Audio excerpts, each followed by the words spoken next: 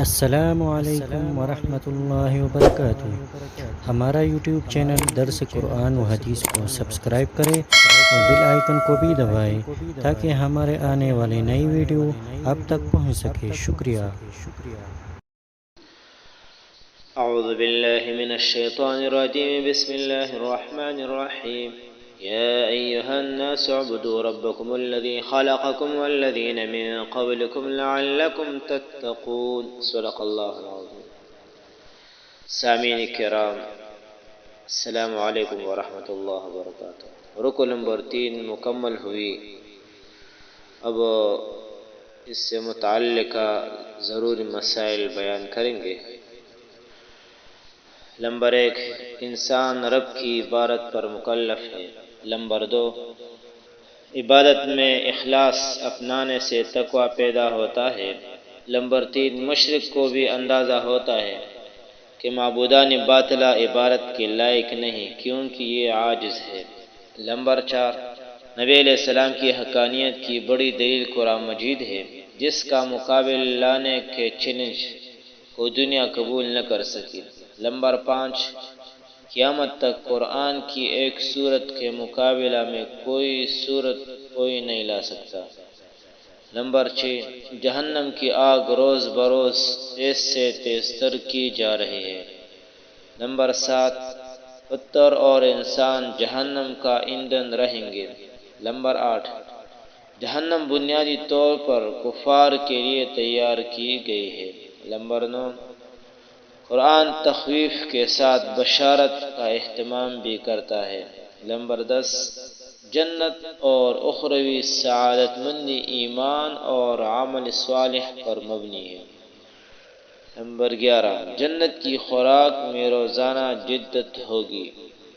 Number 12، جنت میں خوراک صورتاً ملتی جلتی ہوگی لیکن ذائقہ مختلف ہوگا۔ نمبر 13، جنت میں بیویاں ہوں گی۔ نمبر 14، جنت میں دوام اور خلود ہوگا۔ نمبر 15، سمجھانے کے لیے مثال کا سہارا لیا جا سکتا ہے۔ نمبر 16، قرآن میں کئی مثالیں بیان ہوئی ہیں۔ نمبر 17، قرآن کی مثالوں سے ایمان والوں کو ہدایت ملتی ہے اور کفار کی گمراہی بڑھنے کا ذریعہ ہے۔ نمبر 18، وعدہ کا پاس نہ رکھنے والے، رشتہ داری توڑنے والے اور فساد کے داعی کائنات کے بدترین فاسق ہے۔ نمبر 19، فساق و فجار کا نتیجہ خسارہ اور نقصان ہے۔ نمبر 20، اللہ تعالیٰ کی بے شمار نعمتوں کے ہوتے ہوئے کفر کی کوئی گنجائش نہیں۔ نمبر 21، مرنے کے بعد دوبارہ زندہ ہونا یقینی ہے۔ نمبر 22، قیامت کے دن اللہ تعالیٰ کو واپسی یقینی ہے۔ نمبر 23، زمین میں سب کچھ انسان کے فائدہ کے لیے ہے۔ نمبر 24، آسمان سے زمین کی پیدائش پہلے ہے۔ نمبر 25، آسمانوں کی تعداد 7 ہے۔ نمبر 26، اللہ تعالیٰ کا علم ذرہ ذرہ کو شامل ہے۔ نمبر 27، اللہ رب العزت کے ساتھ کسی بھی درجے میں شریک ٹھہرانا حرام ہے۔ اللہ تعالیٰ سے دعا ہے کہ ہمیں درس قرآن پر استقامت نصیب فرمائے اور ہمیں اس پر عمل پیرا ہونا نصیب فرمائے۔ وآخر دعوانا الحمد للہ رب العالمین۔